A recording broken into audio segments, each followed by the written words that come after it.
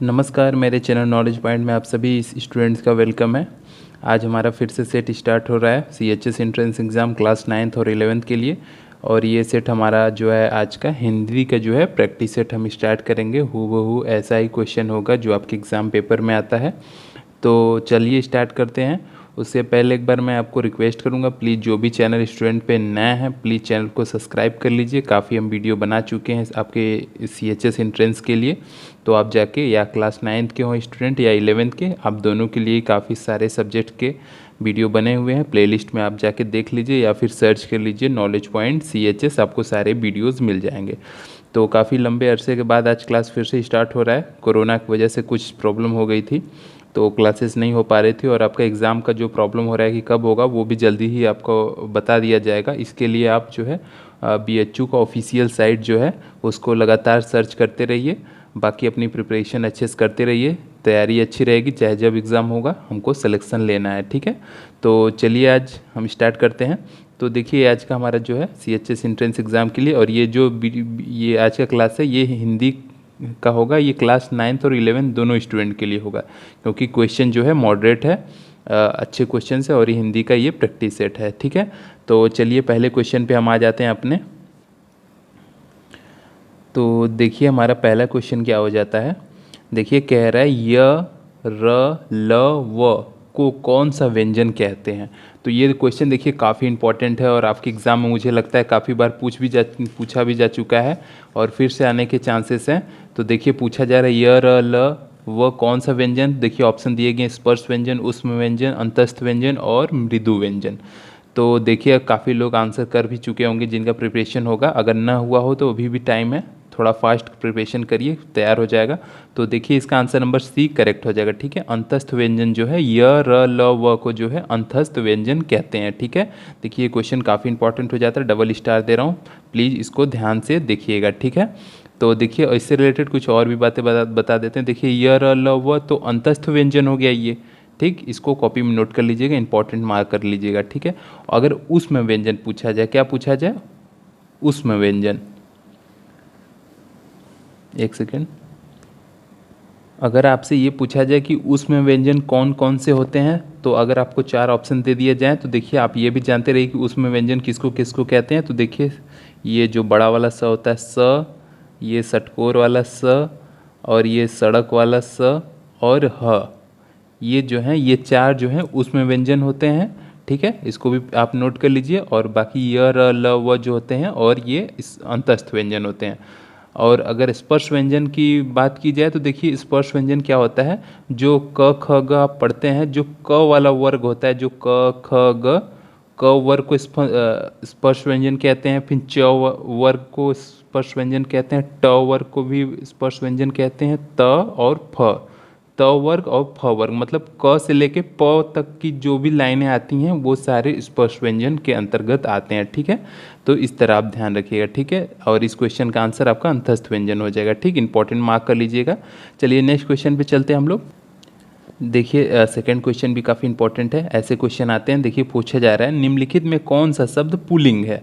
तो देखिए ऑप्शन दिए गए हैं बनावट, चिल्लाहट, बचपन और सिलाई। तो देखिए आप इसमें आपको पहचानना है कि कौन सा पुल्लिंग है कौन सा स्त्रीलिंग, ऐसे क्वेश्चन आता है। तो देखिए मैं यहाँ पे आपको थोड़ा सा एक ट्रिक भी बताऊंगा कि आप कैसे पहचान सकते हो। तो देखिए बनावट, चिल्लाहट, बचपन और सिलाई, तो पहले मैं इसका डायरेक्ट आंसर करेक्ट बता देता हूँ। देखिए इसका आंसर जो करेक्ट होगा इसमें से पुल्लिंग जो है बचपन होगा, ठीक है। देखिए कैसे, देखिए अगर आप जैसे कोई कहता है, अगर जैसे बनावट की पहले ऑप्शन को अगर हम ले लेते हैं, पहले ऑप्शन को हम लेते हैं, देखिए बनावट। तो देखिए कोई कहता है, कोई भी लड़की या लड़का कुछ भी कहता है तो कहता है कि उसकी बनावट कितनी अच्छी है। उसकी मतलब क्या, उसकी मतलब उसकी जो बोला जा रहा है ये उसकी जो है वो एक लड़की के लिए, लड़की हो या चाहे लड़का, वो उसकी जो है दोनों लोग की यूज किया जाता है। तो इसलिए उसकी जो है वो पुल्लिंग है। और चिल्लाहट, चिल्लाहट में भी देखिए कितना चिल्लाहट हो रहा है, तो ये भी पुल्लिंग एक आ रहा है, स्त्रीलिंग आ रहा है। मैं जैसे बचपन हो गया, अब देखिए बचपन को बोलिए तो आप जब भी किसी बात करते हैं बचपन से रिलेटेड तो आप कहते हैं मेरा बचपन बहुत अच्छा है, तो बीता है। तो या लड़की हो या लड़का, कोई भी लड़की भी अगर कहेगी यही शब्द कि मेरा बचपन अच्छा बीता है, या लड़का भी कहेगा कि मेरा बचपन अच्छा बीता है, तो ये जो मेरा शब्द है, ये जो मेरा वाला शब्द है ये जो है ये पुल्लिंग है, ये लड़का लड़की दोनों इस्तेमाल करते हैं। तो ये मेरा देखिए सदैव पुल्लिंग में यूज़ होता है, ठीक। तो इस तरह भी कोई भी शब्द को अपने ऊपर लेके मेरा तुम्हारा ऐसे जोड़ के उसको चेक कर सकते हैं कि ये पुल्लिंग है कि स्त्रीलिंग, ठीक। तो इस तरह से आप पहचान सकते हैं। जैसे मेरा बचपन, अगर लड़का भी बोलेगा तब भी मेरा कहेगा, अगर लड़की कोई कहेगी कि मेरा बचपन तब भी वो अपने लिए मेरा ही यूज करेगी। तो मेरा जो है एक पुल्लिंग शब्द है, ठीक है। तो ये आंसर नंबर सी करेक्ट हो गया, ठीक है। चलिए आगे चलते हैं नेक्स्ट क्वेश्चन पे। चलिए देखिए थर्ड क्वेश्चन क्या हो जाता है हमारा। देखिए थर्ड क्वेश्चन कह रहे हैं किस शब्द का प्रयोग सदा बहुवचन में होता है। तो देखिए क्वेश्चन बहुत अच्छा है, अक्सर इस टॉपिक से क्वेश्चन आते हैं बहुवचन से। और इसमें देखिए पूछ रहा है कि सदा बहुवचन कौन सा शब्द होता है। तो देखिए ऑप्शन दिया गया है लड़का, घोड़ा, प्राण, बंधु। तो देखिए इसका आंसर आपको बताना है कौन सा सदा बहुवचन में होता है। तो देखिए इसका आंसर नंबर जो करेक्ट होगा वो सी होगा, ठीक है। प्राण शब्द जो है ये सदैव जो है बहुवचन में यूज़ होता है, ठीक। इसको अच्छे से माइंड में सेट कर लीजिए, ठीक। मैं कुछ और वर्ड को बता दे रहा हूँ कि कौन कौन से शब्दों को बहुवचन में यूज़ किया जाता है सदैव, मतलब वो उसका जो है बहुवचन में ही हमेशा यूज होता है। तो देखिए कौन कौन से वो शब्द हैं।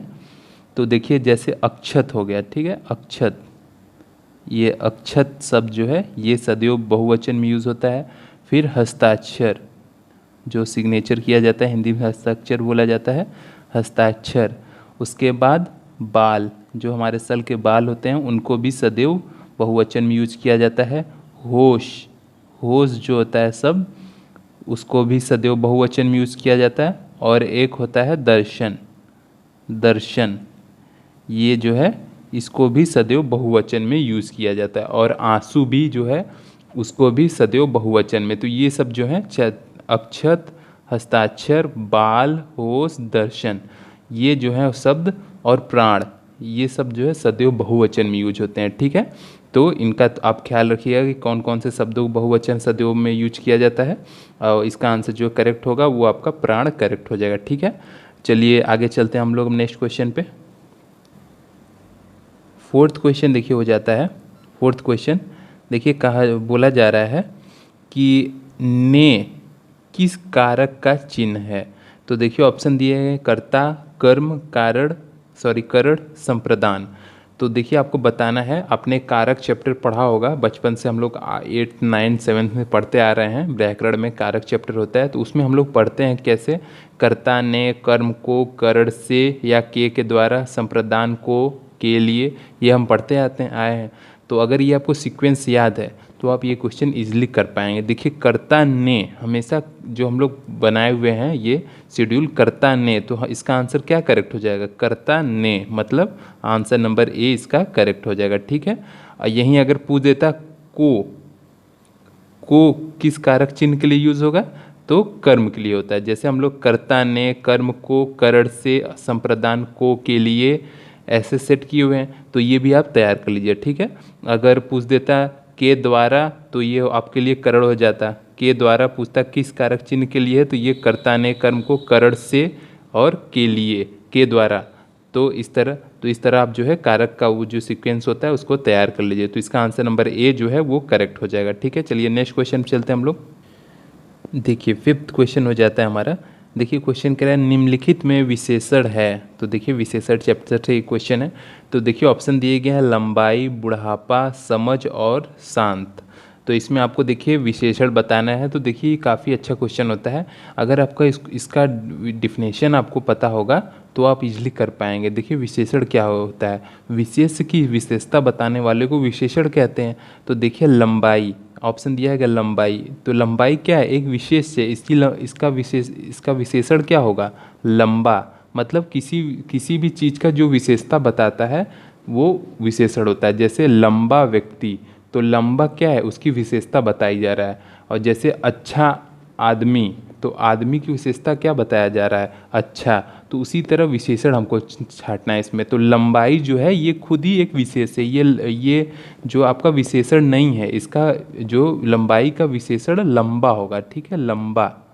लंबा व्यक्ति जैसे बोलते हैं हम लोग ना, तो लंबा व्यक्ति, तो ये इसका विशेषण होगा, न लंबाई नहीं होगा। बुढ़ापा, तो देखिए बुढ़ापा क्या है, बुढ़ापा का जो ये अभी जो है विशेष्य है, इसका जो विशेषण होगा वो बूढ़ा होगा, ठीक है, बूढ़ा, ठीक। तो ये भी नहीं होगा। और समझ, देखिए समझ का जो है ये आपका भी विशेष है, इसका जो विशेषण होगा वो समझदार होगा। और देखिए आंसर नंबर जो डी है वो शांत, इसका भी जो ये जो है आपका विशेष है, तो इसका आंसर जो करेक्ट हो जाएगा वो आपका डी ही करेक्ट हो जाएगा, ठीक है। जैसे हम लोग बोलते हैं शांत व्यक्ति, तो शांत क्या है, व्यक्ति की विशेषता बता रहा है कि व्यक्ति जो है शांत है, ठीक है। जैसे शांत वातावरण है, तो वातावरण की विशेषता क्या बता रहा है, शांत बता रहा है। तो इसी तरह हम चेक कर लेंगे, अगर क्वेश्चन आता है एग्जाम में इस तरह के विशेषण पे, तो हम इसी तरह बोल के एक शब्द को, जैसे शांत दे दिया तो शांत वातावरण, तो वातावरण की विशेषता शांत बता रहा है, शांत आदमी या शांत लड़की, तो लड़की जो है, लड़की की विशेषता क्या बताया जा रहा है, शांत के माध्यम से बताया जा रहा है। तो इसी तरह हम बोल के चेक कर लेंगे, तो इसका आंसर नंबर डी जो है करेक्ट कर लेंगे, ठीक है। अब जैसे अब देखिए लंबाई, हम ऐसे बोलते हैं क्या, लंबाई आदमी है, तो लंबाई तो नहीं होता है ना, कुछ लंबा आदमी होता है ना, तो लंबा उसका विशेषण बता रहा है, लंबाई नहीं होगा। बुढ़ापा आदमी, हम कहते हैं क्या बुढ़ापा आदमी, तो नहीं कहते हैं, बूढ़ा आदमी कहते हैं ना, तो बूढ़ा जो है ये इसका विशेषण है, न कि बुढ़ापा, ठीक। तो उसी तरह शांत जो है इसका करेक्ट आंसर हो जाएगा। उसी तरह हम कोई भी लाइन को सेट कर लेंगे कि शांत वातावरण, शांत आदमी, शांत लड़की, ऐसे बोलते हैं, तो यही हम बोलचाल भाषा में यही बोलते हैं, तो जो शांत है उसकी विशेषता बताई जा रही है, तो आंसर नंबर डी जो है वो करेक्ट हो जाएगा, ठीक। इस तरह आप भी सेट करते जाइएगा, जो मैं जो बोल रहा हूँ उस पर ध्यान दीजिएगा। तो थोड़ा वीडियो लंबा होगा, बट यहाँ पे कॉन्सेप्ट क्लियर करने की बात हो रही है, तो इस तरह बोल के तैयार कर सकते हैं, ठीक। सेट कर लीजिएगा, वहीं पे कोई वर्ड उस वर्ड से रिलेट कर लीजिएगा कि हम अपने आम बोलचाल भाषा में उस शब्द का किस तरह प्रयोग करते हैं, तो वो उसकी विशेषता बता रही है शांत। तो आंसर नंबर इसका डी जो है करेक्ट हो जाएगा। चलिए नेक्स्ट क्वेश्चन चलते हैं हम लोग। 6 नंबर क्वेश्चन देखिए हो जाता है, पूछा जा रहा है तेजाब किस संज्ञा का उदाहरण है। तो देखिए ऑप्शन दिए गए हैं जातिवाचक, भाववाचक, द्रव्यवाचक और समूहवाचक। एक दो स्पेलिंग मिस्टेक हो जा रहा है, उसके लिए इशू मत बनाइएगा, तो वो टाइप करने में हो जाता है, समझ जा रहे हैं आप लोग। तो देखिए तेजाब बताना है कि कौन से संज्ञा का उदाहरण है, तो देखिए जातिवाचक तो है नहीं, ये भाववाचक भी नहीं है, इसमें कि कोई भाव तो आ नहीं रहा है तेजाब में। तेजाब देखिए एक द्रव्यवाचक है, तो आंसर नंबर जो सी होगा वो करेक्ट हो जाएगा, ठीक है, द्रव्यवाचक। देखिए द्रव्यवाचक संज्ञा का देखिए क्या डिफिनेशन होता है, जिस शब्द से नाप तौल वाली वस्तु का बोध होता है उसे द्रववाचक कहते हैं, ठीक है। जैसे तेल हो गया, पानी हो गया, दूध, सोना, चांदी, मिट्टी, ये सब जो है द्रववाचक के उदाहरण हैं। और अगर जातिवाचक की बात की जाए तो जातिवाचक में कौन से उदाहरण आ सकते हैं, जैसे नदी हो गया, नदी, पर्वत, लड़की, मनुष्य, गाय, ये सब इनके जाति हो गए। जैसे गाय में कई प्रकार की गाय, देसी गाय, अलग अलग प्रकार की मुर्रा गाय, अलग अलग प्रकार की गायें होती हैं। जैसे लड़की हो गई, पर्वत में देखिए अलग अलग पर्वत, हिमालय पर्वत, इस तरह के कई सारे पर्वत होते हैं उसमें। नदी में गंगा, यमुना, सरस्वती, तो नदियों में कई प्रकार की नदियाँ होती हैं, तो उनकी जाति हो गई। अगर भाववाचक की बात की जाए तो जिस शब्द में भाव का अनुभव किया जाए उसे भाववाचक, जैसे क्रोध, मिठास, कालिमा, बुढ़ापा। बुढ़ापा में देखिए एक भाव है ना, नहीं कोई तो ऐसा, इसको हम फील ही कर सकते हैं। क्रोध एक प्रकार की ये मानसिक गतिविधियां हैं, तो ये भाव है हमारे। मिठास, हम कुछ खाते हैं तो हमें मीठा का अनुभव होता है, तो ये हमारे भाव हो गए, भाववाचक के अंतर्गत आते हैं। और समूह की बात की जाए तो कोई भी ऐसा वस्तु जो समूह में हो, जैसे इसके कुछ उदाहरण होते हैं, जैसे आयोग हो गया, सेना हो गया, जो सेना देखिए हमेशा समूह में होती है। परिवार में भी देखिए कई लोग मिलके समूह बनाते हैं, तो इसलिए समूह हो जाता है। अधिकारी, देखिए अधिकारी, ये सब कुछ इम्पोर्टेंट जो एग्जाम्पल है वो आप ध्यान रखिए। अधिकारी जो है ये एक प्रकार का समूहवाचक है, ठीक है। अधिकारी, आयोग, आयोग ये भी जो है आपका समूहवाचक है। उसी तरह आर्केस्ट्रा, ये भी समूहवाचक है। सेना पूछ दिया जाएगा कि कौन सा शब्द है, ऑप्शन दे दिया जाएगा, तो आपको जब तक पढ़े नहीं रहेंगे आप कर नहीं पाएंगे। तो आयोग हो गया, अधिकारी हो गया, सेना हो गया, ये सब सारे समूह में आते हैं, ठीक। तो ये इंपॉर्टेंट है, ये जानकारियाँ थी। तो इसका आंसर तेजाब का कौन सा आंसर करेक्ट हो जाएगा, सी, द्रव्यवाचक है, ठीक है। चलिए नेक्स्ट क्वेश्चन पे चलते हैं हम लोग। देखिए 7th नंबर क्वेश्चन हो जाता है, काफ़ी अच्छा क्वेश्चन ये भी है। बोला जा रहा है जिस क्वेश्चन था आपका, जिस क्रिया के साथ कर्म न रहे वह कौन होता है, ये क्रिया होगा यहाँ पे। जिस क्रिया के साथ कर्म न रहे वह कौन सी शब्द होता है, मतलब कौन सा क्रिया होता है, ये पूछा जा रहा है। तो देखिए ऑप्शन दिए गए हैं सकर्मक, अकर्मक, द्विकर्मक और पूर्वकालिक। ये पूर्व होगा, ठीक है, थोड़ा सा मिस्टेक हो गया, पूर्वकालिक। तो आपको ये बताना है। तो देखिए काफ़ी अच्छा क्वेश्चन है। तो पूछा जा रहा है जिस क्रिया में कोई कर्म ना हो उसे कौन सी क्रिया कहते हैं, तो उसे जो है अकर्मक क्रिया कहते हैं। जिसमें कोई कार्य का पता न चले उसे अकर्मक क्रिया कहते हैं, ठीक है। तो आंसर नंबर जो बी होगा वो करेक्ट हो जाएगा इस क्वेश्चन का। और देखिए सकर्मक क्या होता है, सकर्मक उसे कहते हैं जिसमें कर्म या कर्म हो या जिसके साथ कर्म का संभावना हो उसे जो है सकर्मक क्रिया कहते हैं। मतलब जिसमें कर्म होने की संभावना हो उसे सकर्मक कहते हैं, और जिसमें न हो, कर्म करने की संभावना न हो, न दिखे, उसे अकर्मक क्रिया कहते हैं। और द्विकर्मक क्रिया कहते हैं मतलब जिसमें दो कार्य होने का अनुभूति हो, जिसमें दो कार्य होने का पता चले, उसे द्विकर्मक क्रिया कहते हैं। और पूर्वकालिक क्रिया उसे कहते हैं किसी क्रिया से पूर्व यदि कोई दूसरी क्रिया प्रयुक्त होती है तो वह पूर्वकालिक, मतलब कोई घटना, कोई कार्य होने से पहले कोई और भी कार्य घटित हो जाए, कोई और कार्य हो जाए, उसे पूर्वकालिक क्रिया कहते हैं, ठीक है।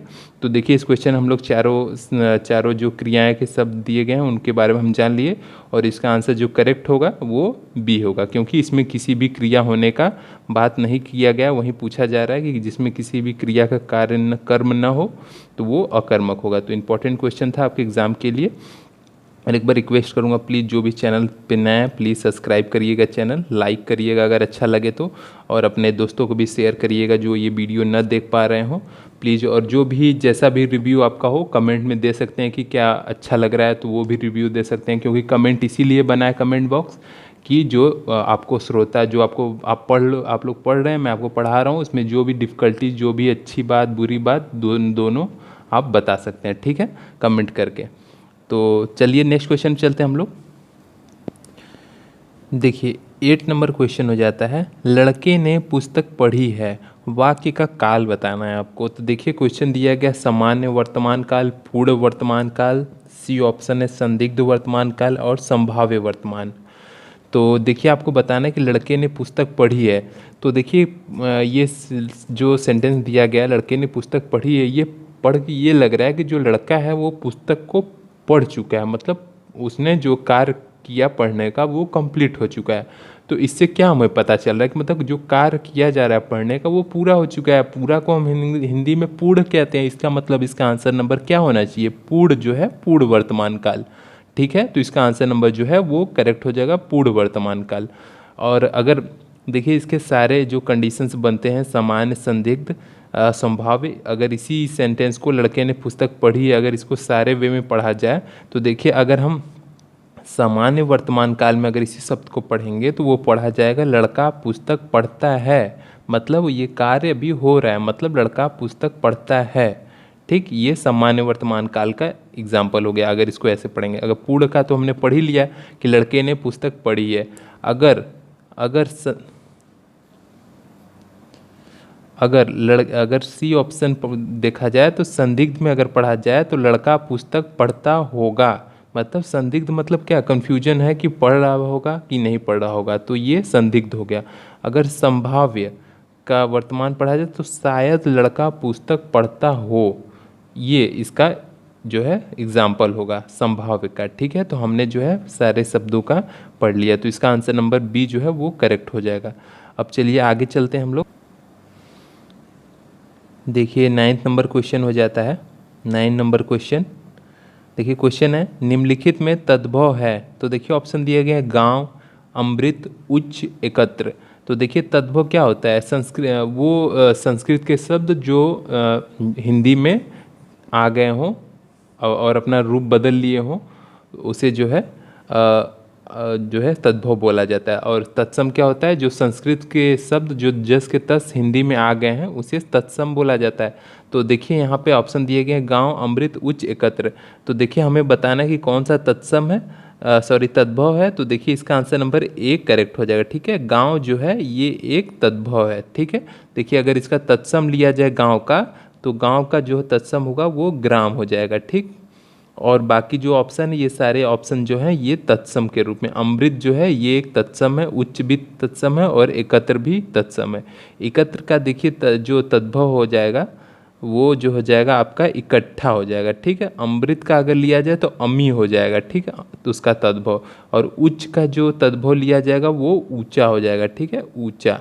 तो आप तत्सम तद्भव भी अच्छे से तैयार कर लीजिएगा, मैं भी आपको तैयारी करवाऊंगा इसके लिए, पूरा जो टॉपिक छूटे हुए हैं अभी।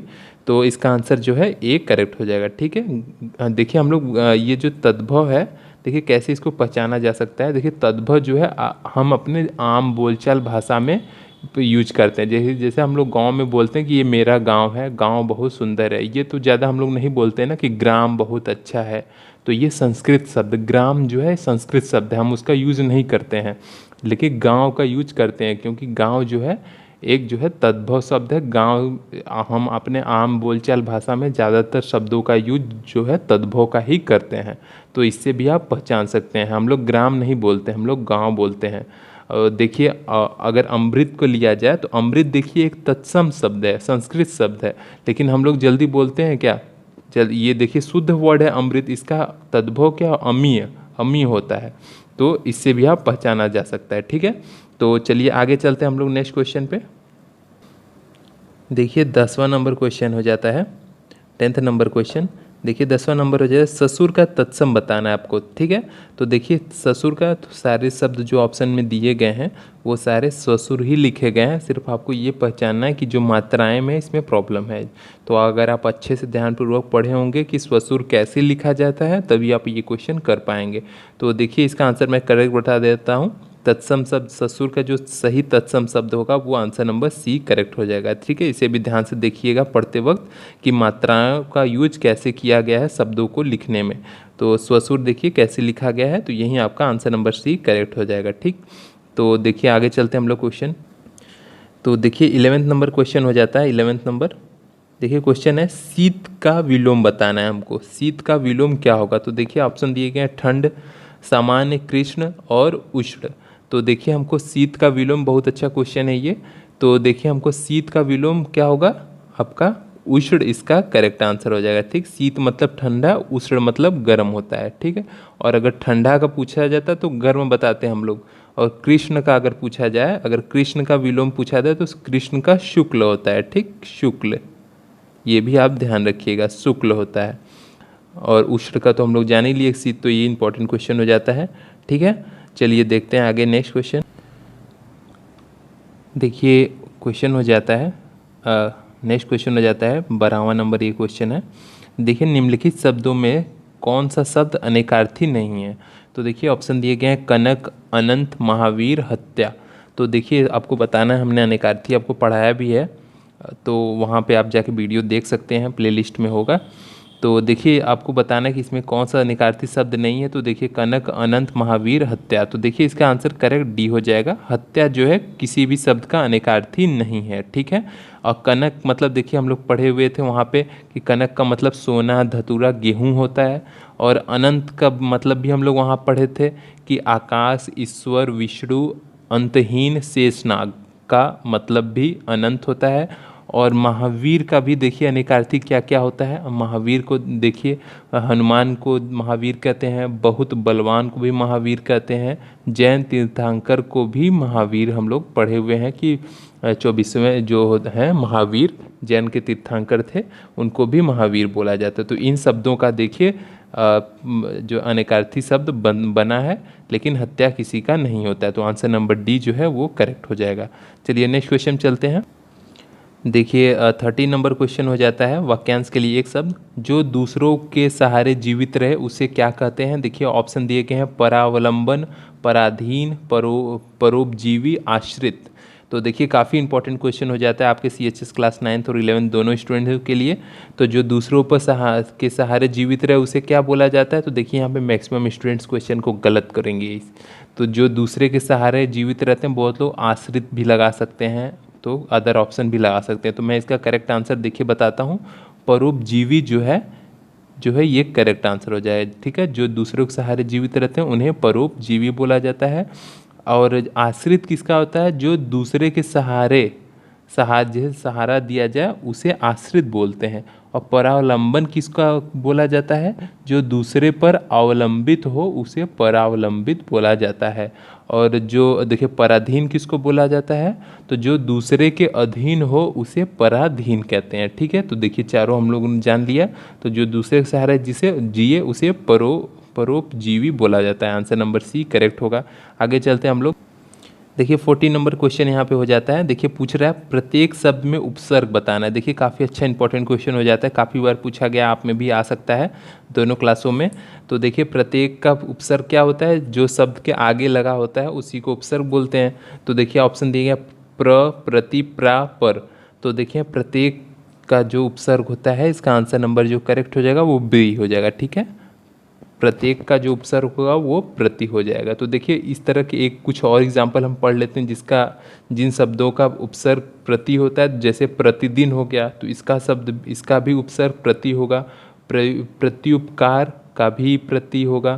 प्रतिपल, प्रतिमाह, इस सब का भी शब्द का जो है उपसर्ग प्रति ही होगा। तो ठीक है, तो चलिए आगे चलते हैं हम लोग। तो देखिए ये 50 नंबर क्वेश्चन है, इस सेट का लास्ट क्वेश्चन है।